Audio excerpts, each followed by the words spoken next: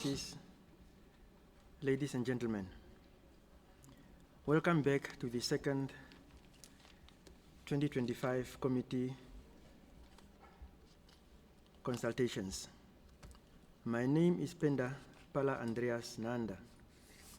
I am the permanent representative of the Republic of Namibia to the United Nations in New York. It is my honor to chair the second plenary of today's meeting, during which we will discuss with expert speakers the topic, implementing recommendations, challenging Israeli impunity, and charting the path to the two-state solution. As we had proceeded in the first plenary, we will hear presentations from our speakers before having the Q&A session. Let me welcome the first speaker of this afternoon, Master Victor de Correa Lugo, who will be updating us on the Bogota document and formulate proposals for the next steps after the two-state conference. Master de Correa Lugo is the advisor on the Middle East to the President of Colombia. He holds a doctorate from the Complutense University of Madrid. He has worked in Colombia, Palestine, Western Sahara camps, and Darfur in Sudan, among other contexts, and with organizations such as the International Committee of the Red Cross and Doctors Without Borders. He has been a university professor at Javeriana University and the National University of Colombia. He has been a guest professor at many European universities and authored several publications. Master de Correa Lugo, you may start your presentation. Thank you so much, Mr. President. 7 minutos. I have 7 minutes. I will try to take up that time to answer a question that I find very interesting and I'd like to share. What can we do from a practical standpoint since this situation requires pragmatic action? Colombia was known as the Israel in Latin America. For your information, Colombia, unfortunately, is still having a great Zionist influence in spite of our government. And during 200 years, it was in the hands of right-wing governors. This morning, when we talked about the right, that's not an alternative, at least for Colombia. The former presidents Duque and Uribe have always voted on behalf of Israel in all fora. 3 years ago, we came into power. My role is presidential assistant. The Palestinian thing, first of all, we hold the universality of human rights, and that is not negotiables. We must insist on this universality of human rights. Secondly, Colombia, as a country that bets on multilateralism. And thirdly, that we must go from words into action. The first thing we did was analysis on what the Colombian state is vis-a-vis Palestine. And we wanted to be self-critical, seeing what we're doing and what should be done. And that allowed us to have a public policy that has been adopted with internal rules to see what should be the state policy, the Colombian state policy that I here represent on the Palestine situation. Now, there are important things to say. We participated in the process at the International Court of Justice against Israel because of genocide. And besides that, we aided in the creation of the Hague group meeting in Colombia under a thesis. We're not asking for more rules. Why don't we implement those that already exist? we don't need any more legal blah blah blah. And finally, with we go for two states in now. Our stand, though, is not one state or two states. Quite the contrary. We should ask what kind of states, because two states without geography for Palestine doesn't make any sense. Without a monopoly for Palestine, it doesn't make any sense. If two states under the apartheid system doesn't make any sense. So I don't think we should be continue talking about one or two state. Now, the visa to Israelis.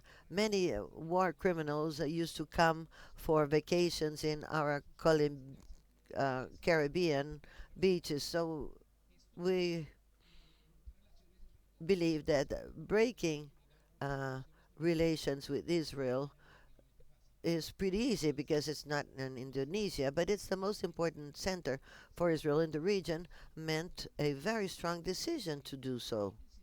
And then we decided to make a newer proposal that was United for Peace that we discussed in September of this year at UN Assembly. And there we proposed deployment of force. And why? Because, as far as I know, and please correct me if I'm wrong, there's no single genocide that has stopped by desires of the genocide uh, state. So we also defined the self-determination of the Palestine people. Besides this, we wanted to ask this committee, and the authorization has arrived, that we be included as party state. We wish to be part of the Committee on the Rights of Palestinian People. And aside from that, our brief indication is that all legal stands on Jerusalem and settlements, the right to return the wall, it's all based on international law. So we're not leaving law outside, but there's also law to resist, the right to resist, and we believe that is shown there. We cannot discuss whether it's terrorism or what, but let me say that international law uh, it's not what you like or what you don't like, but it's the whole that must be followed. Now, another treaty has to do with rejection, Semitism equal Zionism. So we had to go into this because the previous administrations had signed declarations where it was concluded that being anti Semitic was not the same as anti Zionist. So we had to have an internal argument. We also had to clarify this within our own institutions. We also uh, realized there was no new crime, nothing after October 23 that has happened so far is new. Neither destroying houses nor hitting ambulances or destroying hospitals is anything new. So we must wonder, did the genocide start in October or did that come earlier? Now, what did we decide to go over the treaty with Israel, the trade treaty? We decided not to export uh, carbon anymore, coal anymore. 100% forbidden that export to Israel. And we also decided not to buy more weapons or other uh, arms that were being sold to Israel. We also decided not to buy more of the software that was being bought for military intelligence, and the Israelis were the ones who were managing the intelligence of the country. As if that were not enough, our public TV has developed a permanent system showing the massacres, humanitarian uh, aid, etc. We decided that a part of the genocide says that there should be a subject matter on the Holocaust. And we should also believe that we should also not just talk about the Holocaust, but other kinds of genocides as well that should be taught. Now, humanitarian aid, we wish to bring in medical supplies to Gaza and to Lauda, and also the West Bank, because the occupation is not just over there, it's also in the West Bank. But we're worried when genocide is reduced to a humanitarian issue.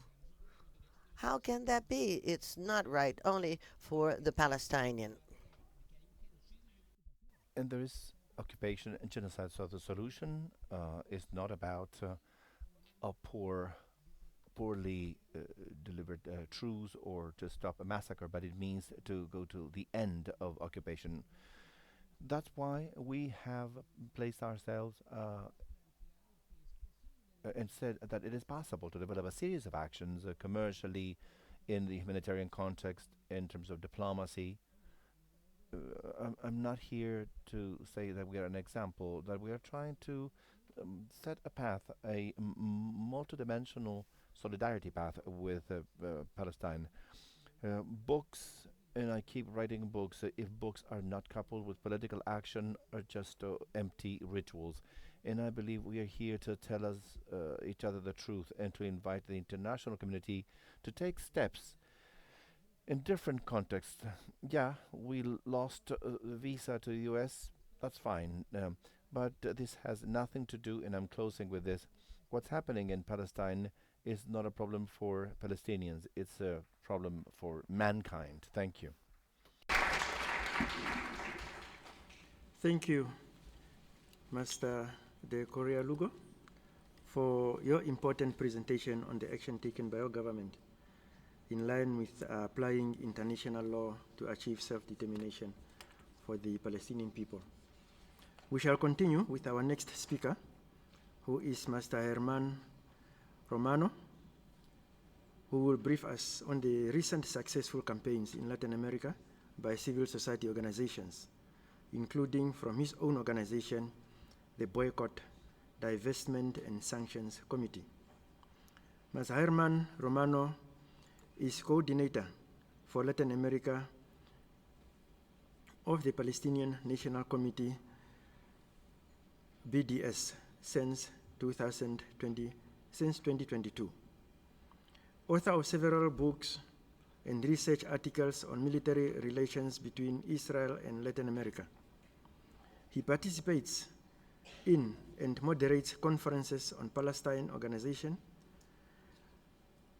by the Latin American Council of Social Sciences. The most recent ones include Palestine, the Cause for Global South, and Collective Reflection, Palestine in Latin America. Mr. Romano, you have the floor. Sir, thank you. Muchas gracias. Thank you, Ambassador. Good afternoon, everyone. I'd like to thank the authorities that enabled this meeting, those who are doing the interpretation, and those of you who are organizing this event. There were questions about what to do. In fact, somebody mentioned BDS as an action, as a concrete action. So we're going to talk about this movement that the boycott committee, which is the largest organization of the civil society, called the international community to embark on concrete and non-violent solidarity actions with Palestine in order to end the occupation, the Israeli apartheid, and to re-enable the rights of Palestinian refugees to return and reparation. And as of 2010, the BDS movement started growing also in Latin America and the Caribbean, and from civil society in Latin America and the Caribbean, from Rio Bravo to Patagonia. We see important actions being held and also building relationships with democratic governments, with progressive governments in the region. And the logic of the BDS movement is first, the fundamental task of solidarity is to end complicity. This is key today in the face of the genocide perpetrated by the US and Israel against millions of Palestinian women and men in Gaza, the unavoidable duty of states and corporations of not helping or collaborating with the violation of international law and the crimes committed by Israel against the Palestinian people. Third, to end impunity of those who are responsible and accomplices of illegal occupation, apartheid, and the Israeli genocide, and to defend the international law and the fundamental human values. It's not only an efficient way of supporting Palestine for justice, freedom, and equality, but it is essential in order to defend the rights of all, especially here in the global south. As the president of Colombia confirmed in October 2023, Gaza is just the first experiment in a world in which we are all considered um, unnecessary to some extent. In Latin America and the Caribbean, we see this world in action, and among other examples, with the U.S. Navy that is attacking fishing boats in territorial waters of Latin American states. The fight to break the corporate, institutional, and state bonds with the Israeli apartheid should be an integral part of our own fight for democracy, sovereignty, and justice. And this is not new.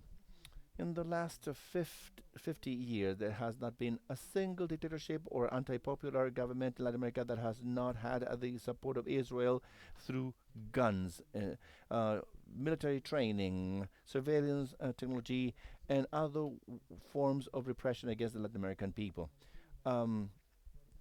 Israeli technology strengthens the business to the detriment of the intent of reforming agriculture. Uh, Israel support this neo-colonial dependence-based. There are open wounds when we cry for those who have been killed, those brothers and sisters who have disappeared in our people. There's a vulnerability when we keep trade with the genocide Israel. In this world, Israel, supported by Western governments, intends to destroy international law and the world order based on the UN and the multilateralism. It's key that we defend the international law and let's not participate in maneuvers to normalize the illegal occupation and international crimes. I'd like to remind everyone about the three fundamental pillars of Palestinian rights on which the boycott, disinvestment, and sanctions movement, which is part of the basic demand for self-determination, which is the end of illegal Israeli occupation, the end of the Israeli apartheid against the Palestinian people, and fundamentally the right to the return of Palestinian refugees. In the face of the Trump plan, a scheme designed mainly by the fascist government of Israel to save it from its isolation, mostly caused by the global boycott, disinvestment, and sanctions movement. And in the middle of the U.S. and Israeli genocide, broadcasted live with the transmission of Palestinians in Gaza, and recognizing the diversity of political stances among the Palestinian parties, it's key to underscore that the popular consensus of Palestinian society is still sound. Rights are inherent and non-negotiable. The rights of the Palestinian people are part of international law. They cannot be taken away or redefined by any genocide. No self-proclaimed emperor should, in a fair world or authoritarian regime, the dismantling of the Israeli illegal occupation is a necessary condition for the Palestinian people to exercise their rights and receive reparations. The Israeli and U.S. plan is based on coercion and absolutely illegal. The international agreements through coercion are void and they have no legal effect. Besides, this plan violates the Charter of the UN as well as the right of the Palestinian people to self-determination, sovereignty, getting closer to the on the colonized peoples around the world many decades ago. The invalidity of the Trump plan will continue to be both a moral and legal basis for the continuous defense against any authority imposed in Gaza. So, in the face of this, what would be a feasible plan and based on principles in order to achieve justice for the Palestinian people? Today, the most promising path driven by governments is still the initiative of the Hague Group that gathers governments to adopt legal and diplomatic means against the infringement of international law on the part of Israel. In the meeting of the Hague Group in Bogota, states agreed on a minimum action plan. That these are fundamental demands from the BDS movement, the civil society in Latin America. They are precisely the social movements and civil society in Latin America, with its campaigns and its pressure, that have driven the governments to support demands from the Palestinian civil society. More and more unions, community organizations, cultural and academic organizations, and even universities declare themselves to be apartheid-free spaces, and they have joined the BDS campaigns. Contracts and the presence of Israeli corporations of agribusiness and water are questioned, including Mekorot, Netafim, and Arama, among many others, of course. So we continue with our campaign to end the agreement of cooperation between the Israeli Soccer Federation and CONMEBOL, which is the South America federation that signed an agreement during the genocide. Popular campaigns prevented Brazil from formalizing a contract with Elbit System to acquire buses for more than $200 million. This year, the government of Colombia issued a new decree without exception confirming the energy embargo against Israel. Now, we demand from the government of Brazil to implement the suspension of oil exports to Israel. In the case of Chile, it was also announced that no new military contract will be signed with Israel, so we demand the effective implementation of that. Antigua and Barbuda has issued a directive preventing Israeli flag ships to travel to conflict areas, especially Israel. Many governments have also stopped or reduced diplomatic relations with Israel, but this is not enough. Since the genocide from U.S. and Israeli is still going on relatively less visible, just like the illegal occupation and apartheid, we can only rest when all Palestinian rights are exercised. What we need today from the governments in the region as a fundamental step to start ending complicity and to defend international law is one, to end all bilateral military relations with Israel. Two, imposing a full energy embargo immediately. Third, to rescind all free trade agreements immediately.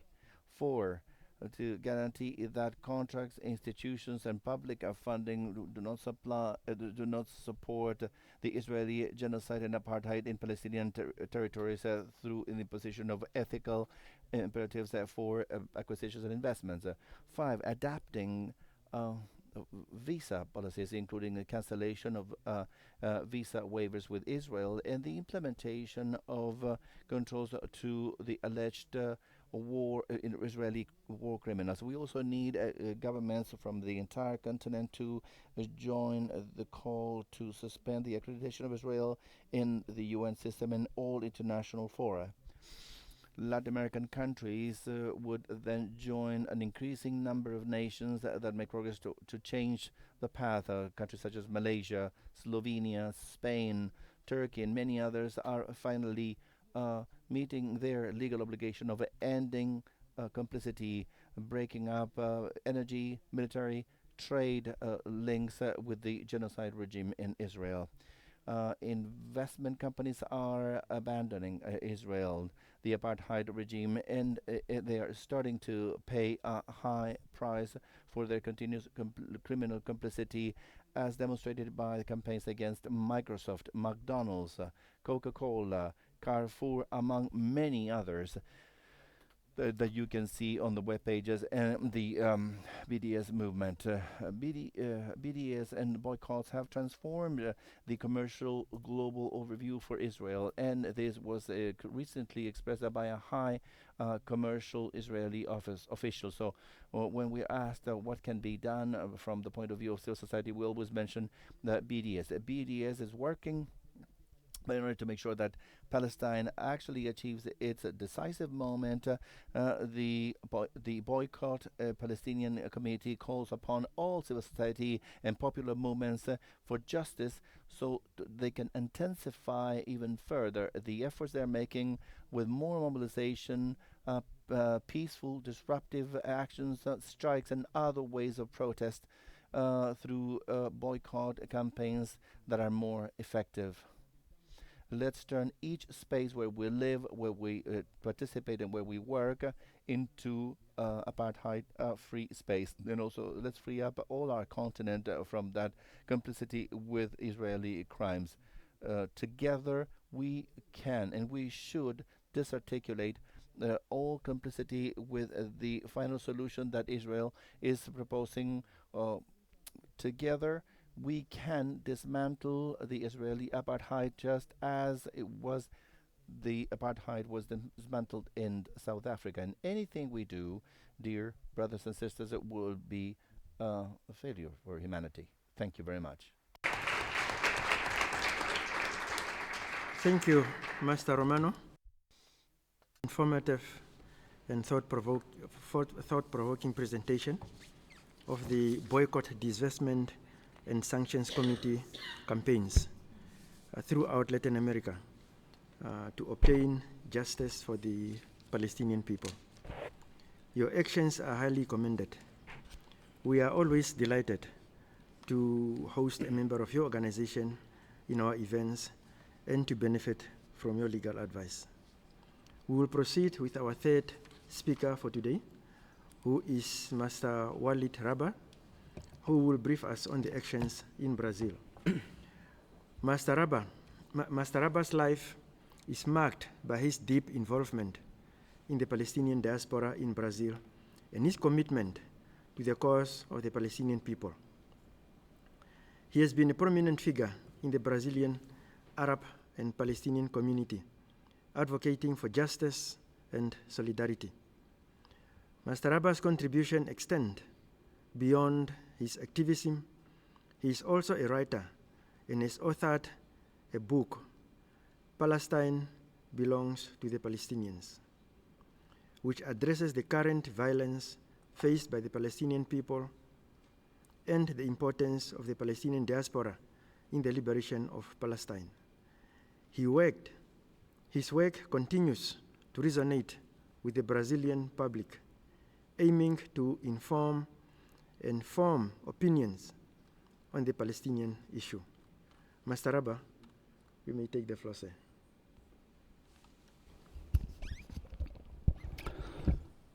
Buenas tardes, señor. Good afternoon, ladies and gentlemen.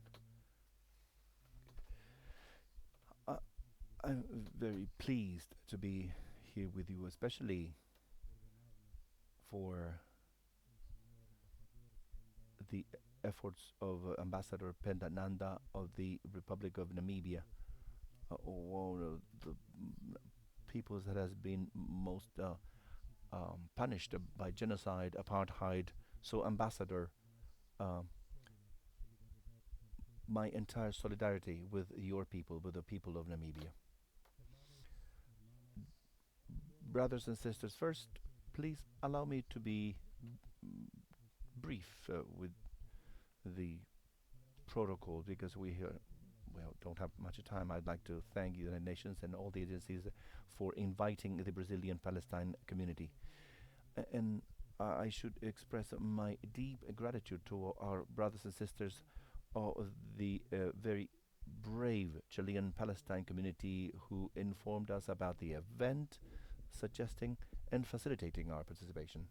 Thank you very much. Well, in Brazil, we understand that the best information leads to better public opinion. Activism is very important, but many of us do not have the best information. We are here in the United Nations looking at the perspective of two states. This is a point of view from Brazil that interprets this believing that Palestine has experienced the idea of the two states even before the multilateral conversations in Madrid, for example. Then the resulting Oslo idea. This idea dates back to what was imposed because of the failure of British imperialism associated to European fascism known as Zionism, the impossibility of achieving a Palestine without Palestinians or with a Palestinian minority to the detriment of a large Palestinian majority. This failure has imposed the idea of the two states. The Zionists had already affirmed that Palestine was a land with no people. Of course, this was a lie. Now, according to the 1922 British census, Palestine had 28.7 inhabitants per square kilometer. Brazil, for example, only had 4. China did not have any more than 30. Palestine had a very large population. Therefore, what was the Zionist premise? That they would create a Palestine without any Jewish front. Now, following the end of the Second World War, only 30% were Jewish people in Palestine. 5.87% owners of private property. In other words, it was a complete failure considering the initial colonial proposal.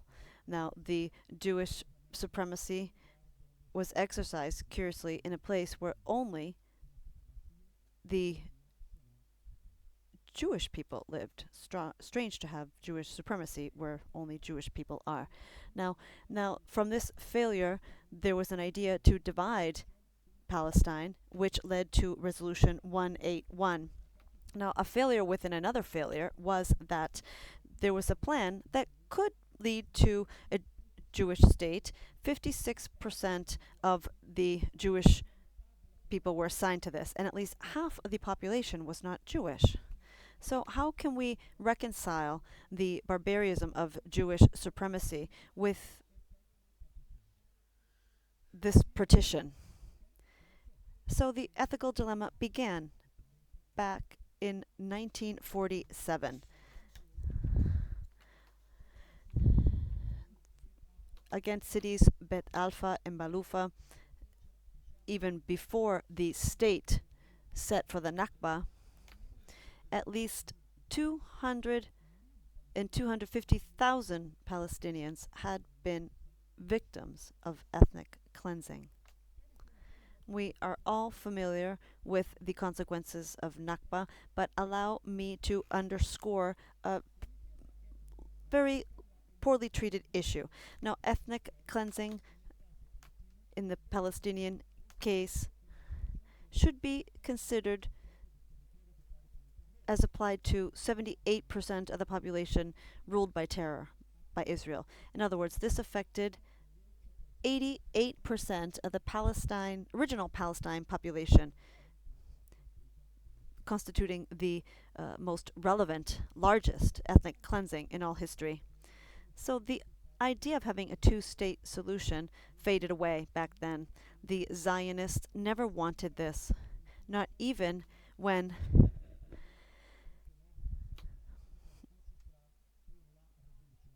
there were Palestinians, only 48% of the Palestinians in their historic territory, according to resolution, the previous resolution, 101.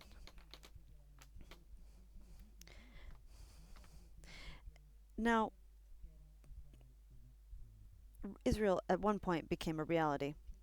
There is a very unknown event when Israel became a member state of the UN, in keeping with Resolution 273/3, which was addressed brilliantly this morning. And on May 11th, 1949, there were two conditional clauses involved.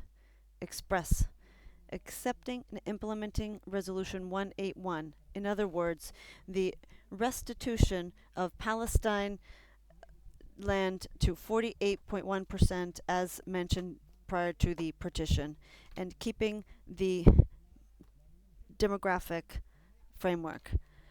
In other words, the resolution did not involve demographic changes, and Resolution 194 refers to returning the refugees, expressly referring to the demographic restoration of historic Palestine. As we know, this was not respected. Therefore, in light of this, Israel became an illegally accepted state in the UN and should have been, at a bare minimum, withdrawn. So how can the Zionists allow the Palestinians to go back to live in their lands? The plan was sabotaged from the beginning, particularly with the murder of Sakradin in December of 1985. And then Netanyahu came into power. In early 2000s, there was another idea. Ariel Shared came into power. This was when we could have said there was also 3, the resolution on the final state of the refugees, Jerusalem, the definitive borders, etc. Genocide in Gaza is no more than the repetition of the implementation of what Zionism has always intended, to have a Palestine state with no Palestinians. The Palestinians are a demographic minority, and so Zionism can continue to call for self-determination, at least above all in territory that in which the Zionists are the majority group. However, in 2022, the Central Office of Statistics for Palestine had a major hit, where the majority of the citizens of Palestine were Jewish. In 1992, there were 7 odd million Palestinians. And there were 40 million additional non-Jewish. In 2023, a year when the current phase of genocide in Gaza began, the situation was different.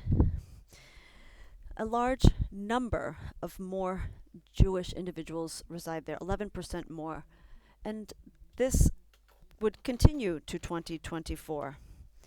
More non-Jewish people arrived. In 2023, there would be 450,000 more non-Jewish people. In other words, 5.54% more non-Jewish individuals in historic Palestine. We're in 2025 now. What we have today is tragic. There would be 7.7 million non-Jewish Palestinians compared to 7.8 million Jewish people. This year, it is expected to see 180,000 more non-Jewish individuals. But the reality is different. In this context, the Palestine population in Gaza should be, according to estimates, 2.23 odd million. In other words, 130,000 more than the estimated number of Palestinians before the genocide. But what we have today is different. In Gaza, 2.14 million.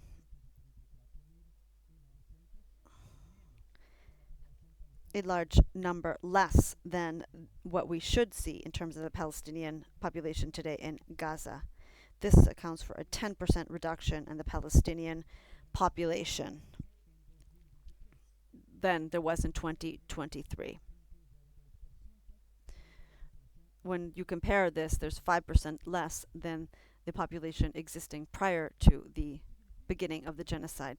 This means that the non-Jewish Palestine population is 7.5 million. In other words, 55% less. In other words, Israel has, in 2 years of genocide, been able to become the majority compared to the non-Jewish population. And this is the ongoing objective of Zionism, to be a majority. Therefore, a two-state solution is incompatible with the strategic objective of Zionism, because a real situation involving two states would not allow them to continue with this killing. The problem is that the situation of the Palestinians could actually get worse, because the genocide has not ceased at all given the ceasefire. Zionism seeks to temporarily reduce the Palestinian population, and the Israeli-US strategy is different and worse. Therefore, Israel assumes that the US will continue to apply the terms of the second article of the paragraph C of the declaration, perpetuating the conditions that lead to doing away with a group, as well as removing rebel and physically, directly occupying more than half of Gaza, preventing the entrance of humanitarian aid in the volumes necessary, including medication. Therefore, the population continues to starve and face disease and untreated wounds. There are many individuals who continue to face untreated wounds. The birth rate continues to drop, according to the UN.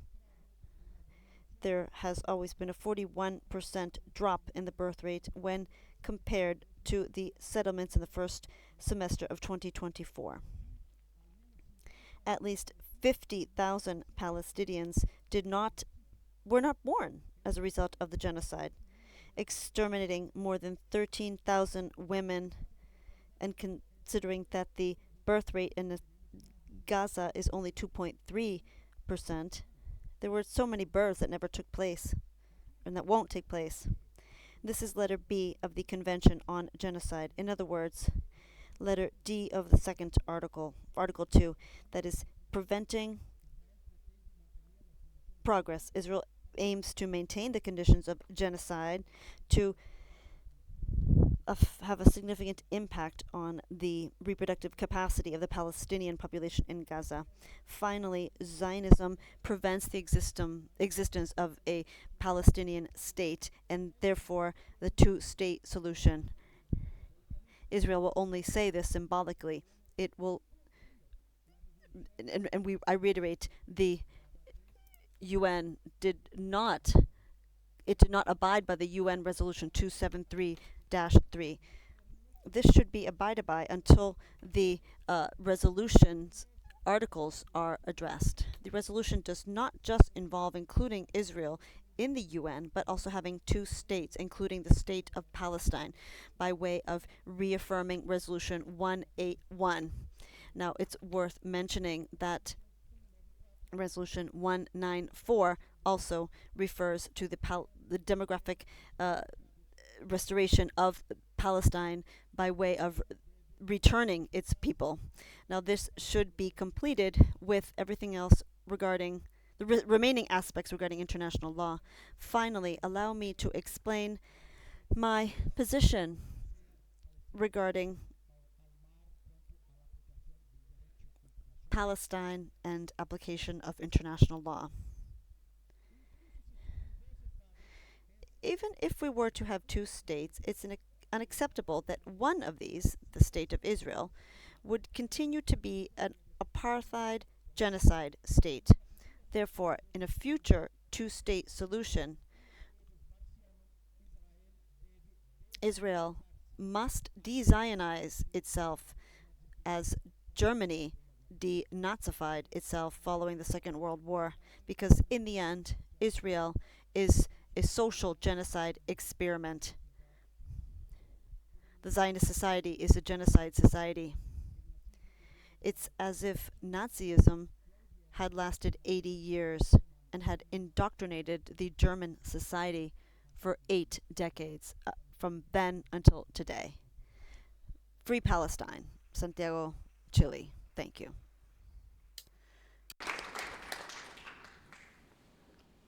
Thank you, Master Rabba, for this presentation and for all your advocacy efforts for justice and solidarity for the Palestinian people. We are supposed to have a coffee break around 4. It's 5 minutes to 4 now. I will propose that we take the coffee break for the next 10 minutes and return to the room at 5 minutes past 4.